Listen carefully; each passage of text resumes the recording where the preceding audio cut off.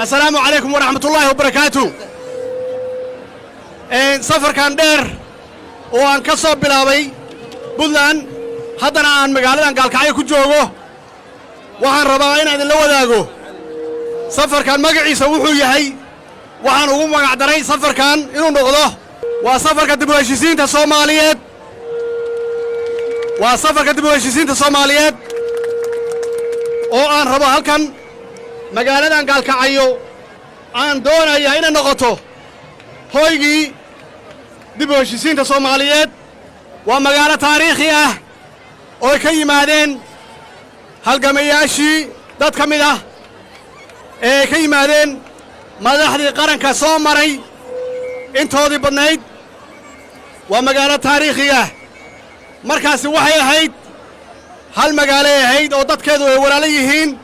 وانا كسو علينا ان شاء الله مقالدان الى نقطة ماشي دبشين صوماليا كبلا والله هدو الهي يراهدو واما سنتين سنة شرفت له او وانا اكسنا والتني ماذا له او كالقعلتوية له او صومالي ماذا له او مدي ماذا له هدو نوكسو دويسين ان شاء الله وحنون مدينة سحق وريسانه او ان وحا الله وحي ان سوى دارسان كارنو طلوينه ان سوى دارسانه او ان كاشقين مقالدان الى نقطة مقالدي كبلا بطنبات الصوماليات ay ka bilaabatay magaaladii dibashin Soomaaliyeed inaan dib ugu celino sida meeshan ku taala inaan magaalada qaybsanaan mideeno muhiimadeeda koowaad muhiimadda dawladda Soomaaliyeed muhiimadda qof walba mas'uul ah uu leedahay way magaalada inaan nabadeeno magaaladan inay noqoto magaalo hala dadka waalaha magaalada gaalkacyo inay noqdaan sida ay ahaan jireen oo aan ognahay inay tahay magaalada ugu weyn gobolada dhexe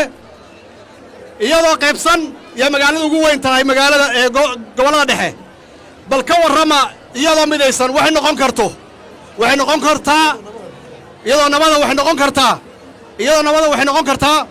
magaalada rugta ganacsiga ee Soomaaliyeed ay noqon kartaa iyo gobolka Hoydil walaalayaal waa mahadsantihiin insha Allah ana waa kala warqadanayna laba maalmood soo socotaan joogna magaalada waxaan uga tagaynaa magaaladan iyadoo midaysan. Assalaamu calaykum waraxmatullaahi wabarakaatuh.